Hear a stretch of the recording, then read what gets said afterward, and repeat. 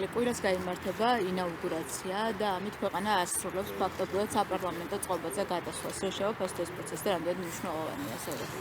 რა თქმა უნდა, არის მნიშვნელოვანი მოვლენა ჩვენი ქვეყნის ცხოვრებაში. მიხეილ ყაველაშვილის ინაუგურაცია შედგება 2 დღეში და მას საკისრია ძალიან მნიშვნელოვანი და ასევე ვიტყოდი რთული ფუნქცია. მნიშვნელოვნად დაზიანდა რეპუტაცია პრეზიდენტის ინსტიტუტის წინა წლების განმავლობაში. აქ არ გულისხმობ მხოლოდ ჯერ კიდევ მოქმედ პრეზიდენტს, წინა პრეზიდენტებსაც და მიხეილ ყაველაშვილის მისია იქნება ის, რომ დაკარგული რეპუტაცია აღუდგინოს საქართველოს პრეზიდენტის ინსტიტუტს და მე დარწმუნებული ვარ, რომ მიხეილ ყაველაშვილი ამას საუკეთესოდ შეძლებს. ის არის პატრიოტი ადამიანი, ძალიან ღირსეული ადამიანი, რომელსაც უყვარს თავისი ქვეყანა და იქნება საუკეთესო პრეზიდენტი ჩვენი ქვეყნის. ამ თემას გავაგრძელებ თუ შეიძლება გესმით პოლიტიკური პარტიების მხრიდან სხვადასხვა ტიპის განცხადებები და მოლოდინი არის მათ შორის სალომე ზურაბიშვილის ქმედებებთან დაკავშირებით რას ისამს ჯერ კიდევ მოქმედი პრეზიდენტი 29-ში დატოვებს თუ არა ორბელიანების სასახლეს ის მოდა განცხადებები რომ მზად არიან ოპოზიციის ნაწილი მზად არის რომ ფიზიკურადაც დაიცვას ის თუ ამის საჭიროება გახდება აი ამ ნაწილში როგორ ხედავთ პროცესების განვითარებას მე მგონია რომ ამ შემთხვევაში მაინც გონივრულად იმოქმედებს სალომე ზურაბიშვილი მე მინდა შეგახსენოთ რომ ეს ვერ იქნება მელიას სცენარის გამეორება ეს არ არის პარტიული ოფისი ეს არის საქართველოს პრეზიდენტის რეზიდენცია შესაბამისად იქ იგივე სცენარის გათამაშება ნიშნავს სისხლის სამართლის დანაშაულის ჩადენას რაც ითვალისწინებს მრავალწლიან პატიმრობას არა მარტო უშუალოდ სალომე ზურაბიშვილისთვის, არამედ ნებისმიერი ადამიანისთვის, რომელიც ამ სცენარში იქნება ჩართული. აქედან გამომდინარე, მე არ გონია, რომ სალომე ზურაბიშვილი პირველ რიგში საკუთარ თავს გაწირავს ციხისთვის და ასევე გაწირავს 150 ადამიანს, რომელიც მასთან ერთად შეიძლება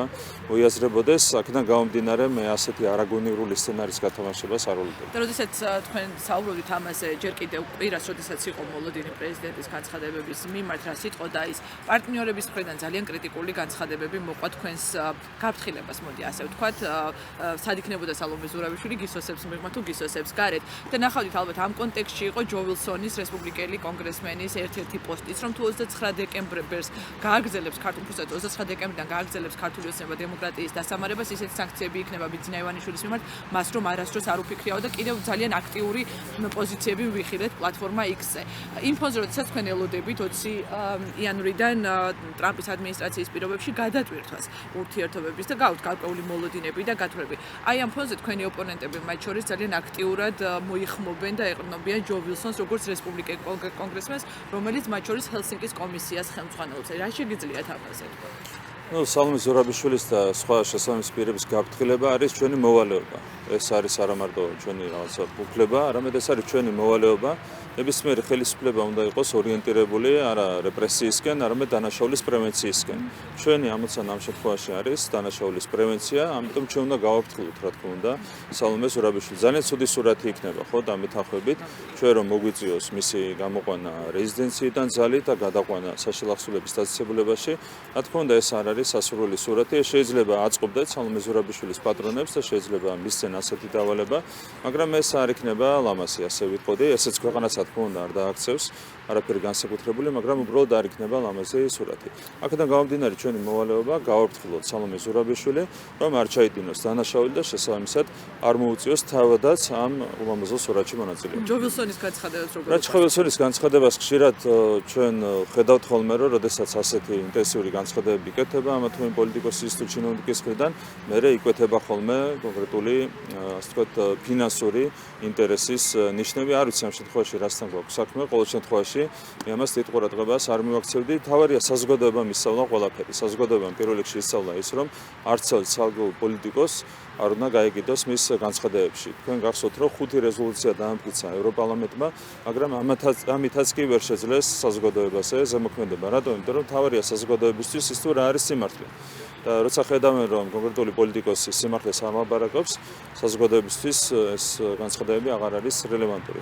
ამიტომ ყველას ურჩევდი რომ თავი შეიკავოს ასეთი ფუჭი კამპანიების წარმოებისგან ქართულ საზოგადოებაში ეს ვერავითარ განსაკუთრებულ მღელვარებას ვერ გამოიწვევს და ამას ვერ იქნება ქართულ საზოგადოებაზე ზემოქმედების ეფექტი. ერთადერთი რაც ზემოქმედებს ქართულ საზოგადოებაზე ეს არის სიმართლე და ამისთვის ჩვენც ბევრი რამ გავაკეთეთ. აქცენტი რომ რესპუბლიკელია და თქვენ მოლოდინი გაქვთ რომ რესპუბლიკელი პრეზიდენტის პირობებში გადაიქცეთ. რეალურად მიზანიც ეს არის, იმიტომ გააქტიუროს კონკრეტულად რესპუბლიკელი პოლიტიკოსი, რომ შექმნას ვიღაცამ აღქმა ტრამპის პირობებში პრობლემების გაგრძელების თაობაზე. ჩვენ სხვა რამეს ველოდებით ახალი ადმინისტრაციისგან, ჩვენი ხელი არის გაწვდილი, ჩვენ თავაზობთ ახალ ადმინისტრაციას სტრატეგიული პარტნიორობის დაწყებას სუფთა ფურცლიდან, თვისებრივად განახლებას, გაჯანსაღებას იმ ურთიერთობების, რომლებიც არ არის დღეს ჯანსაღ მდგომარეობაში, ჩვენ იმედი გვაქვს, რომ პრეზიდენტის ადმინისტრაციის მხრიდან, ახალი ადმინისტრაციის მხრიდან იქნება შემოხვედრილი პრაგმატული ნაბიჯები, ეს შედის ორივე ქვეყნის ინტერესებში, როგორც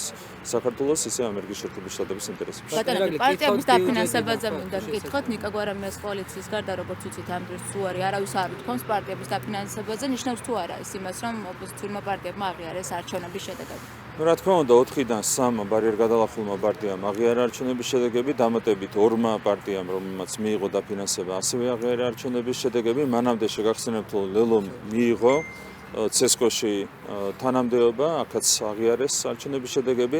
რეალურად ყველა ხედავს იმას, რომ არჩევნების ლეგიტიმურობაში ყველა არის დარწმუნებული, უბრალოდ მათ დაიწყეს გარკვეული თამაში პატრონების დავალებით, უნდა ეცადათ ხელისუფლების შეცვლა ძალადობრივი მეთოდებით, თუმცა ესე ჩაუვარდა. ახლა წავა განსხვავებული პროცესი. ხო, კიდევ ერთხელ გაიმეორებ, რაც ვთქვი, არაერთხელ თებერვალში მე მგონია, რომ შეიძლება ჩვენზე ადრე შევიდნენ პარლამენტში, როდესაც გაიხსნება მომდევნო საპარლამენტო სესია. დაფინანსებაც არის მათ შორის დიდი დაპირისპირების უკვე გამოიკვეთა ყოველ შემთხვევაში, იმიტომ რომ პარტიებმა, რომლებსაც ჯერ უარი არ უთქვამთ ყოველ შემთხვევაში, ამბობენ, რომ ის პარტია, რომელმაც უარი განაცხადა, უნდა თქვას მაშინ ალტერნატიული ფინანსები, საიდან აქვს, იმიტომ რომ პარტიებისთვის ეს არის ერთადერთი წყარო ხომ შემოსავლის, თქვათ, შემოწირულობების გარდა. შეიძლება რეალურად ნიშნავს თუ არა ის იმას, რომ ადამიანები, რომლებიც კონსულტაციებს მართავენ ერთმანეთთან, არ იციან, რასთან შეიძლება ერთმანეთთან კონდეთ შემთხვევლობა, ხო, რას აკეთებდეს მეორე პარტია, რომელიც მის პარტნიორად მოისაზრება ამ სიტუაციას. მძიმე მდგომარეობაში შეაყენეს ეს პარტიები საკუთარმა პატრონებმა და ამას უკავშირდება ეს არათანმიმდევრულობა, რაც არის დღეს აშკარად სახეზე. ერთი პარტია ამბობს ერთს, დანარჩენები ამბობენ სხვას, არის სრული შეუთანხმებლობა მათ შორის, ანუ ერთი არ აღიარებს კვლავაც არჩევნების შედეგებს, ხოლო დანარჩენმა აღიარა. რა თქმა უნდა, ეს ყველაფერი არის იმ არათანმიმდევრული ნაბიჯების შედეგი, რაც მათ მხრიდან გადაიდგა, მათ სადეს რევოლუციის მოწყობა ძალადობრივი მეთოდებით ჩაუვარდათ და ეხლა არიან აბსოლუტურად დეზორიენტირებული, ეს არის მათი არათანმიმდევრული ნაბიჯების მიზეზი. ბატონო ირაკლი, ბიზნესის წარმომადგენლები, რომლებიც გმობენ ყველაფერს ეცვისულია საჯაროდ და ისინი ხელმომწერიც არიან კონკრეტული განცხადების, მათი მთავარი პარტნიორი, როგორც ირკვევა, არის რუსეთი და ისინი ამბობენ, რომ ამაში არავითარი პრობლემა არ არის. როგორ შეაფასებთ მათ ამ პოზიციას, არის თუ არა ეს ორმაგი სტანდარტი? ნუ ცალსახად არის, რა თქმა უნდა, ჩვენ გვაგრიტიკებენ რუსეთთან პრაგმატული პოლიტიკის გამო და თვითონ არიან ამ პრაგმატული პოლიტიკით მოსარგებლეები.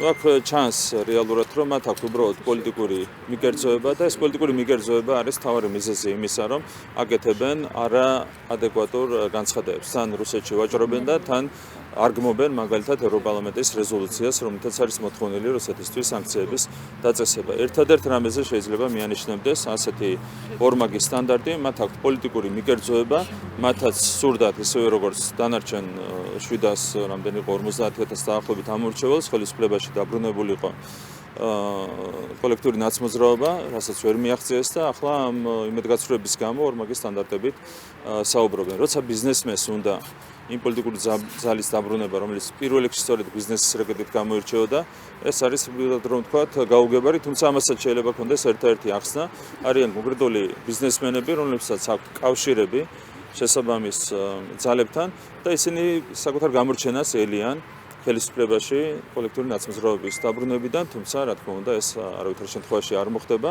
ბიზნესის თავისუფლება ჩვენი მხრიდან იქნება აბსოლუტურად უზრუნველყოფილი. და ბატონო ირაკლი, ბოლოს კითხავთ მომღერლების ბულინგზე, რომლებიც მონაწილეობას იღებენ საახალწლო ღონისძიებებში, რას ემსახურება ეს კამპანია, რომელიც კლასიკური ლიბერალური ფაშიზმია, ეს არის იდეოლოგია, რომლის გავრცელებასაც ცდილობენ გარკვეულწილად წარმატებით ჩვენს ქვეყანაში და რა თქმა უნდა ეს ბულინგიც არის ამის გამოხატულება.